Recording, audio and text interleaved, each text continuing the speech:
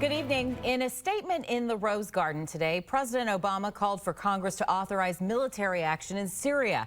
This as protesters came together across the country, including right here in the metro. Our team coverage tonight begins with KCTV5's Marley Hall. Deliberation, I have decided that the United States should take military action against Syrian regime targets. President Obama says he's ready to give the order, but will ask Congress to authorize the use of military force against Syria. Here's my question for every member of Congress and every member of the global community.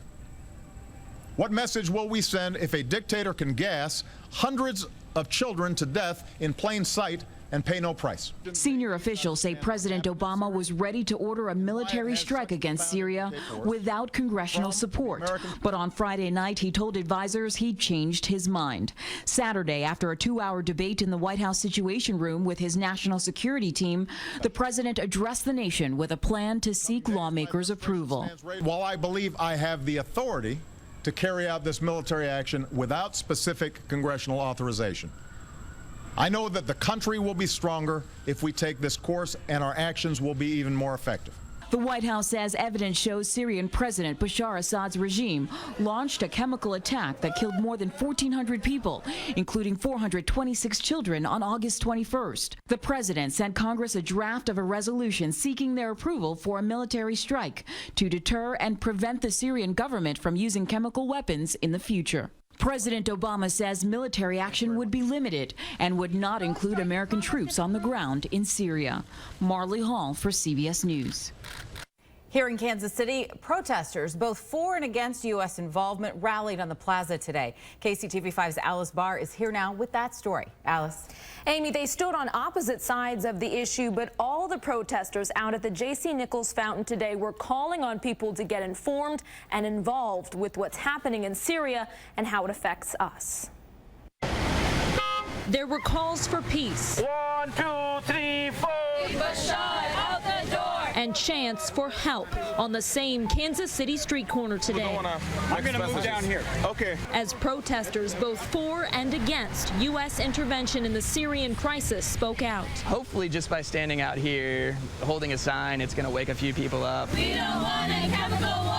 The Syrian Americans here say they can't stand the reports from home anymore, that too many people are dying. And now the Syrian government is accused of using chemical weapons on its own people. Including kids that are being killed during their sleep. When we heard that, it was basically the worst thing I have ever heard in my life. They believe a limited airstrike is the only way now to try to push Syria's leader, Bashar al-Assad, out of power. It's important that we take the lead and we say, you know, this is wrong. We can't let him keep doing this to his own people. But those opposed to U.S. involvement say we're not the world's police. Getting involved in a civil war that we have nothing to do with, a region that's already really destabilized, is going to do nothing but further destabilize the region and could potentially turn this into a much bigger mess than it already is. Having both sides so close together led to some healthy debate. So you all want a military strike over there? You want American more military? Yeah, we would like to stop the chemical. If there's another way, please advise Obama to do it. But protesters here say that kind of free debate is exactly what they're fighting for. We have a democracy in the United States, and the people's voices really get heard. And I don't have that back in Syria, in my country. The Syrian Americans I talked to today stressed that they are anti-war too and don't want another long-term involvement like the wars in Iraq and Afghanistan. But opponents believe even a targeted airstrike would be ineffective, destabilizing, and a slippery slope to more serious intervention. Live in the studio, Alice Barr, KCTV 5 News. All right, Alice, thank you. We are starting to hear from politicians on the topic of Syria tonight. U.S. Senator Roy Blunt of Missouri issued this statement today saying after weeks of claiming he could and would make this decision on his own, the president's announcement today marks an astonishing change of course. While congressional approval is the best course of action and the right thing to do, it would have been the right course of action months ago. Congressman Emanuel Cleaver said, I have been one of the biggest proponents of enforcement of the War Powers Act, so I think the president has done the right thing. The Senate Foreign Relations Committee will hold hearings on Tuesday. Senate and House leaders say a vote on the resolution will likely take place the week of September 9th.